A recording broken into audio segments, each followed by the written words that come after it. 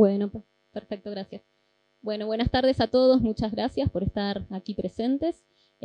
Bueno, en primer lugar, decirles que el doctor Cvetkovic, por un tema personal, no va a estar presente hoy para coordinar la mesa, así que, bueno, voy a estar yo autopresentándome y también presentando al doctor Cuesta, que va a estar de manera híbrida, ¿sí? Así que, bueno, si les parece bien, vamos a empezar con esta disertación, que tiene que ver con resultados. Voy a presentar resultados de mi tesis doctoral, que la terminé el año pasado y que es justamente sobre el impacto de los eventos traumáticos infantiles en la clínica de la esquizofrenia. Bueno, en primer lugar, cuando nosotros buscamos bibliografía internacional, leemos acerca de la prevalencia de eventos traumáticos infantiles, sabemos que son más prevalentes, por ejemplo, en enfermedades clínicas, como por ejemplo el caso de enfermedades cardiovasculares, donde observamos que hay mayor prevalencia de eventos traumáticos infantiles, y por otro lado también, entrando no tanto a lo clínico, sino al campo de la salud mental, vemos que aquellas personas que tienen trastornos afectivos, ya sea trastornos depresivos, unipolares, bipolares, trastorno límite de la personalidad, entre otros diagnósticos, tienen una prevalencia mayor de eventos traumáticos en la infancia. Entonces, bien, la idea, como les dije, es poder conversar sobre cómo estos eventos traumáticos en la infancia repercuten, en este caso, en la esquizofrenia. Antes de poder meternos, digamos, de lleno en este tema, me gustaría hacer un recorrido por lo que es la definición de maltrato infantil. Esta definición que pueden ver es la definición de la OMS, y establece al maltrato infantil como los abusos y la desatención producida a menores de 18 años, con la posibilidad de causar algún daño a la salud, al desarrollo o a la dignidad, y siempre en una relación de responsabilidad, de confianza o de poder. Inicialmente, cuando se hablaba de maltrato infantil, se hacía referencia a las conductas de abuso o a las conductas de acción. Dentro de ellas, bueno, sus diferentes tipos: abuso físico, abuso sexual, abuso emocional. Y siempre, cuando tanto se orientaba a la clínica como la investigación, estaban referidas a esto, a las conductas por acción, a preguntar, bueno, si había sido la persona víctima de abuso sexual, si recibió un trato humillante por parte de una figura de apego. Por otro lado, si había maltrato de tipo físico. Y posteriormente empezó a cobrar importancia el término de negligencia también, porque se pensaba inicialmente que, bueno, las conductas por acción eran más dañinas que las conductas por omisión. Entonces la negligencia no estaba tan estudiada. Y hoy por hoy sabemos que la negligencia, tanto como el abuso, causan efectos muy dañinos a nivel del desarrollo de un niño, y que por otro lado tienen, si bien las dos causan efectos dañinos, tienen hasta incluso correlatos neurobiológicos diferentes, cada una de ellas. Entonces, posteriormente, además de hablar de abuso, se empezó a hablar de negligencia, ¿no? De estas conductas por omisión. La negligencia física, que es justamente el no proveer los alimentos, la vestimenta necesaria a un niño para su adecuado desarrollo. Y por otro lado, también la negligencia emocional, que es justamente no proveer el soporte emocional que requiere un niño o un adolescente para su crecimiento. Ahora bien, rápidamente, o yo pensando y seguramente, hablando un poquito del concepto de maltrato, de los abusos y la negligencia, hay situaciones que creo que pueden ser traumáticas para un niño, para un adolescente, y que están por fuera de estas situaciones de abuso físico, emocional, sexual o de negligencia física y emocional. Por ejemplo, estos casos, por dar algunos ejemplos: el consumo de drogas en las figuras de apego, el haber perdido a una o ambas figuras de apego por fallecimiento, por abandono, los trastornos psiquiátricos severos en los convivientes, o también, bueno, hoy en día mucho más estudiado, el famoso bullying, ¿sí? Entonces, hoy en día podríamos decir que cuando hablamos de, más que de maltrato, tendríamos que hablar de eventos traumáticos infantiles, en un concepto más amplio, donde podamos incluir justamente las distintas formas de abuso, las distintas formas de negligencia, y también estos factores que pueden repercutir muchísimo en el desarrollo de una persona y que inicialmente no eran tenidos en cuenta. Entonces, bien, En la investigación lo que fue ocurriendo fue algo similar. En principio, los estudios de investigación se focalizaban inicialmente en las conductas de abuso. Inicialmente incluso no había escalas para medirlo, entonces, por ejemplo, si se quería estudiar un determinado tipo de maltrato, se preguntaba a ver si esa persona había sido víctima de abuso sexual o de abuso psicológico o de abuso físico. Y posteriormente, bueno, se fueron creando diferentes cuestionarios para poder evaluarlo. Diferentes cuestionarios que algunos de ellos evalúan abuso y negligencia y otros evalúan otros aspectos también bastante más amplios. Esto por nombrar algunos de los cuestionarios que solemos utilizar para explorar eventos traumáticos infantiles. El objetivo en esta diapo es poder mostrarles que, bueno, con los diferentes cuestionarios lo que hacemos es explorar diferentes tipos de abusos, de negligencias, que algunos tienen mayor sensibilidad porque estudian mayores tipos de eventos traumáticos que pueden ocurrir en la infancia, mientras que otros, bueno, se restringen a estos 3 tipos de abusos y a los 2 tipos de negligencia. Haciendo un recorrido desde la neurobiología para poder entender también el impacto, ¿no?, de los eventos traumáticos infantiles. Tenemos que hacer una revisión de cómo funciona nuestro organismo frente al estrés. Cuando tenemos un estrés agudo, tenemos una respuesta rápida de tipo simpática y por otro lado también tenemos el eje hipotálamo-hipófiso adrenal que se activa con la secreción de cortisol. Tenemos que tener en cuenta que en los eventos traumáticos infantiles, por lo general, no es que ocurren una vez, sino que ocurren de manera sistemática. Entonces hay una alteración en esta respuesta al estrés, porque el estrés que producen justamente es duradero y es sostenido. Entonces, en personas víctimas de eventos traumáticos en la infancia, se han observado muchos cambios en lo que tiene que ver con la respuesta hipotálamo-hipófiso adrenal. Por ejemplo, el cortisol basal se encuentra más elevado. Frente a una situación de estrés, los picos de cortisol son más elevados y tardan más tiempo en volver al estado basal, entre otros. Por otro lado también, cuando tenemos situaciones estresantes, duraderas, el cortisol se va a unir obviamente al receptor para glucocorticoides y en el sistema nervioso central tenemos diferentes áreas, algunas de ellas que tienen mucha mayor densidad de receptores para glucocorticoides, como lo son, por ejemplo, la amígdala, el hipocampo y la corteza prefrontal, cuerpo calloso, entre otros. Entonces también cuando hay un evento traumático en la infancia o cuando hay varios, porque lo más frecuente es que no sea uno, sino que sean varios, van a repercutir a nivel también de estas regiones, de acuerdo a la densidad de glucocorticoides que tienen. Y estas estructuras tenemos que tener en cuenta que tanto en niños como en adolescentes se están desarrollando. Y hay momentos donde tienen un mayor desarrollo, momentos de la vida. Entonces, lo que va a depender también, y esto hay, por ejemplo, el último cuestionario que explora eventos traumáticos infantiles, toma en cuenta a qué edad se produjeron esos eventos. ¿Por qué? Porque justamente va a tener que ver con qué estructura va a afectar. Si tenemos justamente eventos traumáticos infantiles que iniciaron a edades muy tempranas, puede repercutir, por ejemplo, en el caso del hipocampo y no de la corteza prefrontal que se desarrolla más tardíamente. Entonces el cortisol va a unirse justamente a los receptores donde hay mayor densidad y donde están estas estructuras más sensibles. Y se le denomina periodo sensible a esto.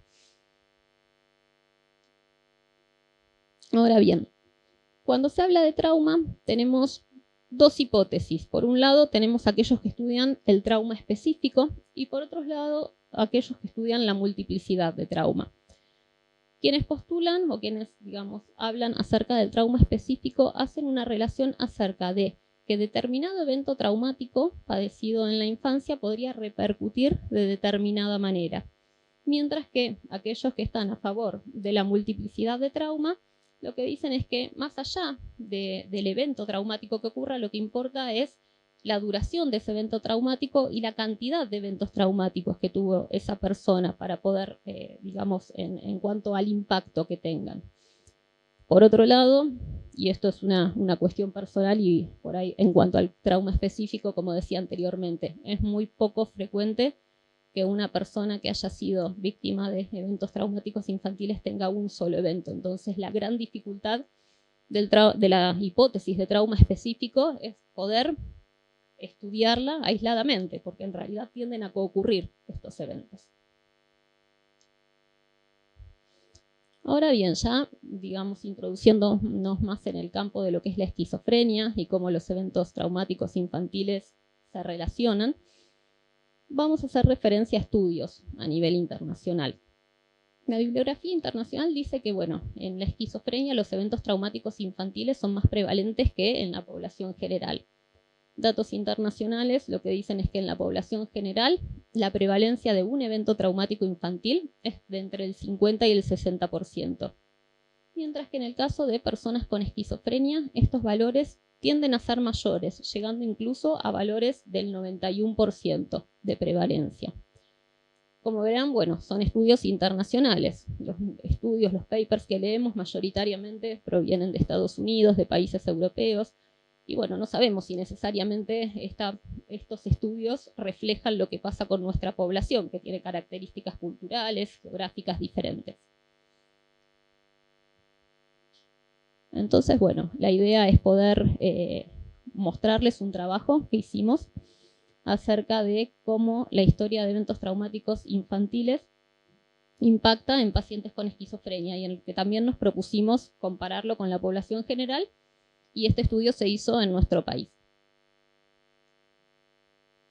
Este estudio en realidad tenía varios objetivos a los fines de esta presentación. Hay dos en particular de los cuales me gustaría hablar, que es, en primer lugar, comparar la prevalencia de al menos un evento traumático infantil en personas sin trastornos psiquiátricos y en pacientes con esquizofrenia. Y por otro lado, analizar cuáles de las variables clínicas se asocian con el antecedente de multiplicidad de eventos traumáticos en pacientes con esquizofrenia. Yendo al primer punto, que era comparar justamente la prevalencia de un evento traumático infantil entre pacientes con esquizofrenia y sujetos sin trastornos psiquiátricos. Ahora vamos a ver los resultados, pero bueno, en primer lugar lo que quería comentarles es que este estudio reunió a 100 pacientes con diagnóstico de esquizofrenia. Los pacientes fueron reclutados en el Hospital Borda y en el Hospital Moyano, 50 mujeres y 50 hombres. Y por otro lado también los sujetos sin trastornos psiquiátricos, la muestra fue obtenida en un hospital, en el Hospital Evita de San Martín. Bien. En cuanto a la prevalencia de eventos traumáticos infantiles, podemos ver que hay una gran diferencia entre los pacientes con esquizofrenia y los sujetos sin trastornos psiquiátricos. En primer lugar, lo que vimos es que los pacientes con esquizofrenia en un 92% presentaron al menos un evento traumático infantil, mientras que en el caso de los sujetos sin trastornos psiquiátricos el valor fue de 54%.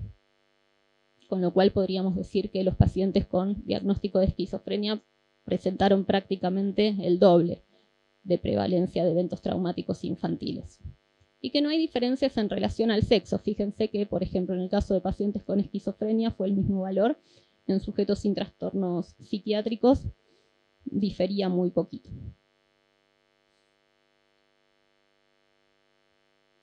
Antes que nada, y antes de pasar al segundo punto, quería comentarles que cuando hicimos el estudio utilizamos la escala ACQ, el cuestionario ACE, que lo que hace es explorar varios eventos traumáticos infantiles, los 3 tipos de abuso, los 2 tipos de negligencia y 5 eventos traumáticos adicionales, que eran los que figuraban en la diapo donde mencionaba otros eventos traumáticos infantiles. Entonces, este cuestionario lo que nos posibilitó fue tener una mayor sensibilidad para poder explorar la presencia de eventos traumáticos en esta población.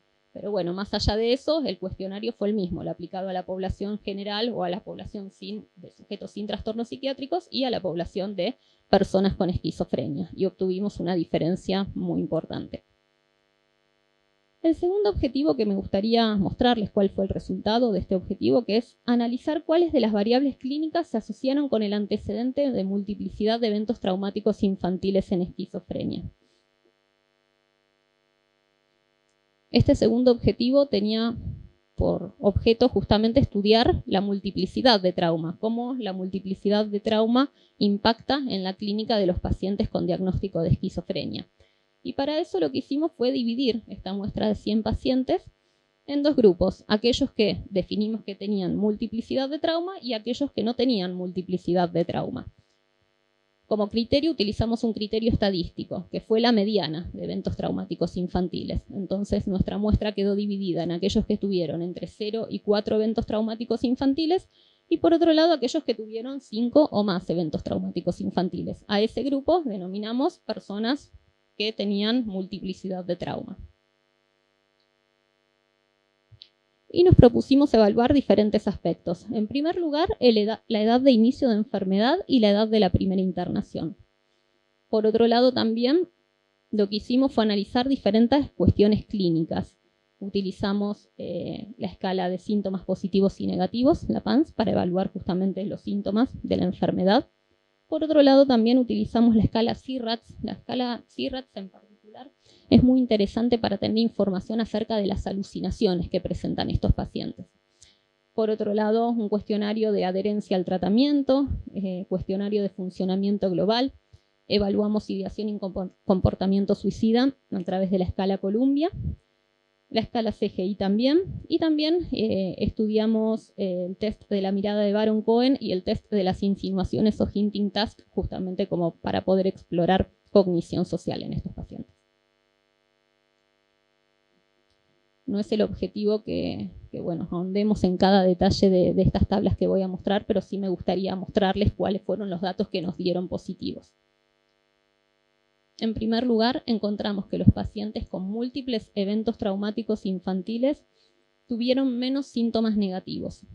Cuando observamos esto, bueno, nos llamó la atención y ahora a continuación voy a hablar un poquito. Por otro lado, también lo que vimos es que los pacientes con múltiples eventos traumáticos infantiles tuvieron un puntaje total de la escala C-RATS que mide alucinaciones auditivas mayor que los que no tenían, es decir, que tenían alucinaciones auditivas persistentes con mayor frecuencia. También nos encontramos con que la edad de inicio de enfermedad y la edad de primera internación fue menor en los pacientes que tuvieron múltiples eventos traumáticos infantiles. Y también quienes tuvieron múltiples eventos traumáticos infantiles tuvieron mayor ideación y mayor comportamiento suicida. En conclusión, lo que observamos es que de nuestra muestra de pacientes con esquizofrenia, aquellos que tenían múltiples eventos traumáticos infantiles habían tenido una edad de inicio de enfermedad y de primera internación más temprana. Esto está descrito en algunos estudios, tanto para esquizofrenia y para otros diagnósticos como los trastornos afectivos. Lo que sí observamos nosotros es que en realidad esta edad de inicio de enfermedad y de primera internación fue más temprana únicamente en mujeres. Y esto, bueno, tiene que ver con una tendencia que hay actualmente de no reportar únicamente los datos en la totalidad de la muestra, sino también poder reportarlos por género, justamente para poder pesquisar si hay diferencias entre digamos, hombres y mujeres. Y lo que observamos fue que en este caso, bueno, se observó mujeres únicamente. Lo mismo ocurrió con la ideación y el comportamiento suicida. Quienes tuvieron mayores eventos traumáticos infantiles o multiplicidad de trauma, tuvieron mayor ideación y comportamiento suicida. Pero esto se observó en mujeres, no en hombres. Y menor sintomatología negativa, que como les comentaba al principio cuando lo observamos, dijimos, bueno, pues empezamos a buscar más información al respecto, vimos que los datos eran bastante contradictorios, hay estudios que dicen que la multiplicidad de trauma se asociaría a menor sintomatología negativa, explicándolo como por una característica más exógena y que en estos cuadros predomina más la sintomatología positiva. Otros estudios que observaban lo contrario, sin llegar a una conclusión. De todos modos, en cuanto a la sintomatología negativa, en nuestro estudio lo que vimos es que la diferencia era significativa, pero bueno, esto también tiene que ver con cuestiones estadísticas. Muchas veces nosotros nos quedamos con, bueno, la P es estadísticamente significativo, pero clínicamente ¿es relevante eso?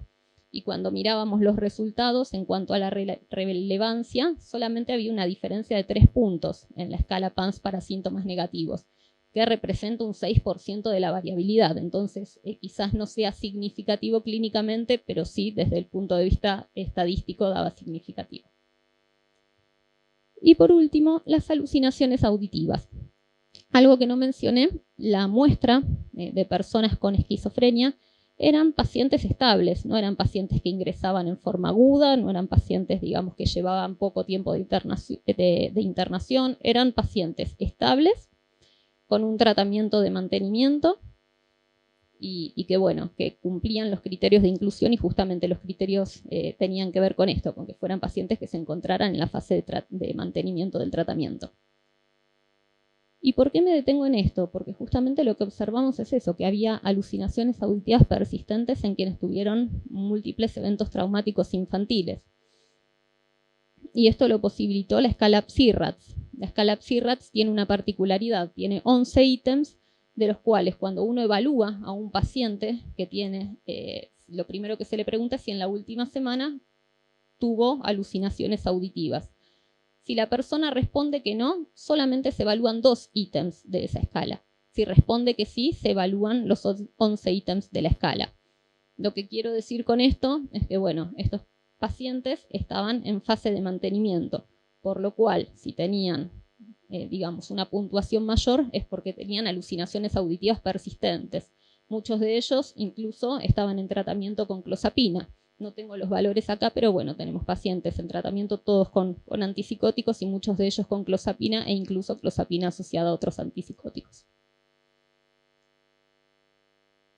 Y por ahí, bueno, traigo este tema justamente para relacionar, ¿no?, acerca del padecimiento de eventos traumáticos infantiles en personas con esquizofrenia y por otro lado también qué es lo que ocurre cuando se presenta esta sintomatología persistente. Algunos autores hablan sobre este tema haciendo referencia a que deberíamos pesquisar en nuestros pacientes si tuvieron eventos traumáticos en la infancia. ¿Por qué? Porque muchas veces cuando se habla de esquizofrenia resistente se habla de, bueno, una falta de adherencia, se asocia al consumo de sustancias como un factor que no puede ayudar, y hay autores que lo que se preguntan es, bueno, los eventos traumáticos infantiles ¿podrán relacionarse con estos tipos de esquizofrenia, con que tengan una respuesta parcial a los tratamientos actualmente disponibles? Y bueno, por otro lado también cuando se habla de esto, los pacientes con esquizofrenia y eventos traumáticos infantiles tienen cierto correlato neurobiológico con personas con trastorno de identidad disociativa, con pacientes que tuvieron estrés postraumático. Y por otro lado también muchas veces se superponen los síntomas. Entonces, una corriente actual lo que propone como abordaje es, una vez que nosotros detectamos en pacientes con esquizofrenia el antecedente de eventos traumáticos infantiles, ¿por qué no, además del tratamiento psicofarmacológico, adicionar un tratamiento desde lo psicoterapéutico vinculado a trauma, como lo sería la exposición prolongada o como lo sería el MDR, ¿no? Y bueno, esta era la presentación que quería traerles y compartir con ustedes en base a este estudio que hemos realizado. Y más que nada también para focalizar que, bueno, la niñez y la adolescencia son periodos muy sensibles. Es a nivel neurobiológico el momento de mayor neuroplasticidad del sistema nervioso central. Por eso el impacto de los eventos traumáticos en la infancia dejan más secuelas que en la adultez. Esa es la explicación. Pero también rescatando lo positivo, si nosotros actuáramos tempranamente en estos casos, aprovechando esa neuroplasticidad, podríamos tener una mejor recuperación de personas que pasaron por estas situaciones traumáticas. Entonces, como conclusión, bueno, después de ver estos resultados, focalizarnos en primer lugar en prevención primaria, que no ocurran esos eventos traumáticos en la infancia, idealmente, bueno, en trabajo, esto obviamente más allá de la psiquiatría o de la psicología, tiene que ver con educación a la comunidad, con educación en las escuelas. Por otro lado, la prevención secundaria. Una vez que ocurrieron estos eventos traumáticos infantiles, lo importante de poder detectarlos lo más pronto posible y poder hacer el tratamiento lo más pronto posible. Y bueno, y quizás la prevención secundaria, terciaria, perdón, es donde me encuentro yo, que trabajo con pacientes adultos, donde, bueno, observo las consecuencias de haber padecido eventos traumáticos en la infancia en la clínica, ¿no? Pero creo que aún así, estando en prevención terciaria y en la experiencia, tanto desde la investigación como desde lo asistencial, de poder preguntar a las personas acerca de si vivieron estos eventos traumáticos, eso resulta muy, muy positivo para ellos también, porque justamente haciendo este trabajo y preguntando y explorando un poquito más, me he encontrado con situaciones donde, bueno, empezaban a decir, bueno, es la primera vez que se me pregunta algo así, la verdad que alivio poder hablar de esto, pero que bueno, lo que tendríamos que hacer es eso, focalizar en principio desde la prevención primaria, prevención secundaria y obviamente desde nuestro lugar quienes somos psiquiatras de adultos. Muchísimas gracias.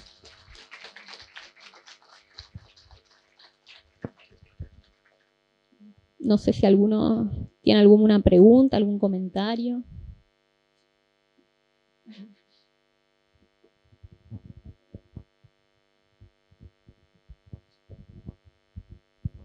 Bueno, buenísima tu exposición, muchas gracias.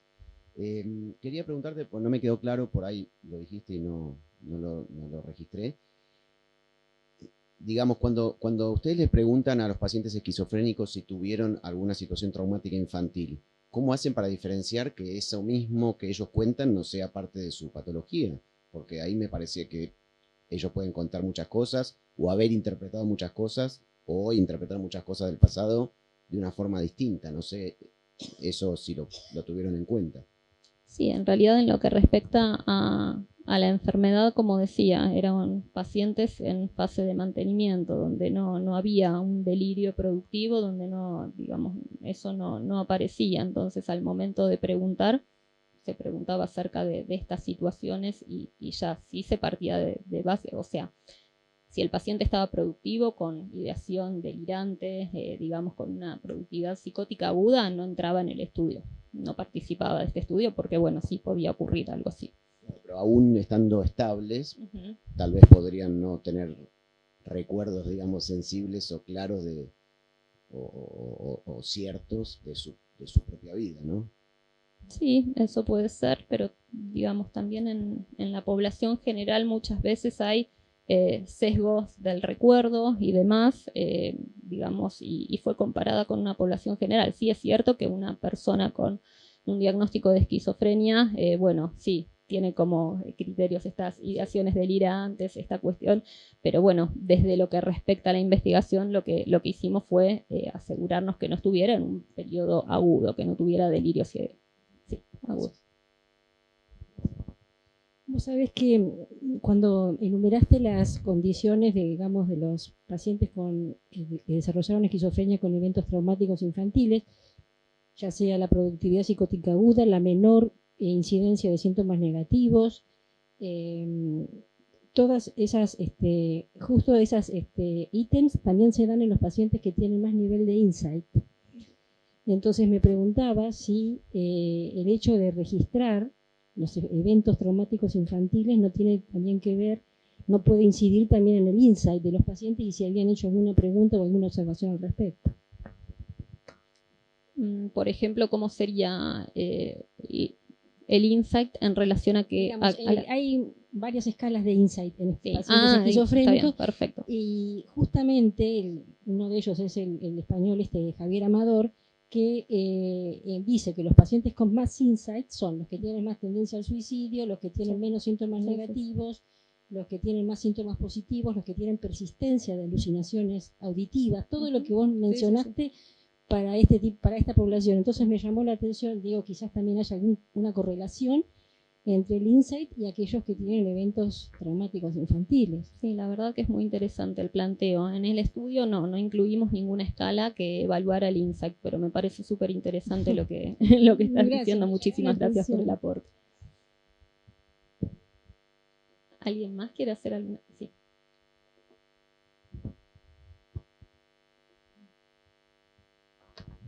Bueno, en principio, gracias por la exposición muy clara. Yo me quedé pensando, yo soy psicóloga, en la clínica lo que mucho uno ve es que no hay conciencia de violencia. O sea, está tan naturalizada que tengo una paciente que eligió porque este chabón, dijo, no me grita, entonces, porque el otro le había pegado. Entonces, me imagino, o sea, no es un aporte, sino es una reflexión, ¿no? Qué complejo debe ser visibilizar y materializar la violencia en contextos de tanta vulnerabilidad, ¿no? ¿Me podrías devolver algo de esto que yo estoy pensando? Sí, totalmente, comparto. Y más allá, digamos, de lo que tiene que ver con el grupo de personas con esquizofrenia, algo que, y esto es una autorreflexión, ¿no? Cuando veía la prevalencia de eventos traumáticos en la población en general o en los sujetos sin trastornos psiquiátricos, la mitad más tuvo algún evento, ¿sí? Entonces, sí, es cierto, hay cierta naturalización. Después también uno puede asociar a lo largo también de generaciones, por ejemplo, en el caso de la crianza actual y crianzas en otros momentos, en diferentes lugares de crianza. Este estudio fue hecho en Buenos Aires, digamos, tiene un sesgo importante porque Buenos Aires no es representativo de la población de todo el país. Entonces me parece que sí, hay muchos aspectos a relacionar y sí, en cuanto a la naturalización de la violencia, creo que eso excede la muestra de personas con esquizofrenia, sino que sería algo, digamos, más general. Gracias. ¿Estamos bien de tiempo?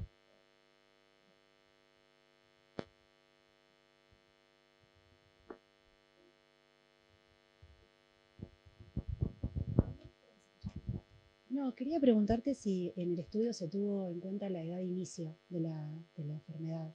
Sí, de hecho hicimos la edad de inicio, bueno, ya no lo tengo ahí, y sí, se observó una anticipación en la edad de inicio de la enfermedad y en la edad de primera internación, de ambas cosas. Lo que sí intentamos hacer, pero no lo pudimos obtener porque era muy dificultoso recabar el dato, fue la duración de psicosis no tratada. Eso sí, intentamos hacerlo, pero realmente no pudimos, era muy difícil poder pesquisarlo. No, porque por ahí lo que por ahí pensábamos también era que, hablando de las esquizofrenias de inicio temprano, que también que existen y que se ven, que también son pacientes más vulnerables a la exposición a la violencia. Entonces que también, o sea, no solamente que la violencia predisponga o que sea un factor de riesgo, sino que viceversa, que la enfermedad de inicio temprano pueda predisponer. Sí, totalmente. Bueno, igual de todos modos, en este caso sí era lo que se preguntaba era antes de los 18 años de edad y el inicio de enfermedad era más tarde. Bueno, perfecto. Bueno, ahora a continuación voy a presentar a quien yo llamo mi mentor, realmente, el doctor Manuel Cuesta. Es un investigador y un psiquiatra muy reconocido de Pamplona, que trabaja en el Hospital de Navarra, con quien yo tuve el placer de rotar cuando era residente, allá por el 2011, hace un tiempito ya, pero que bueno, ahí yo ya tenía mi interés por investigar y gracias a hablar con Marcelo Zetkovich y recomendarme que le escribiera al doctor Manuel Cuesta, pude hacer esa rotación e iniciar en investigación, que es algo que bueno, actualmente me apasiona. Así que bueno, los voy a dejar ahora con la charla del doctor Manuel Cuesta, que va a ser en formato híbrido, como les había anticipado. Así que bueno, les agradezco a todos por venir y obviamente por las preguntas, por los comentarios, que me parece que esto hace todo más enriquecedor.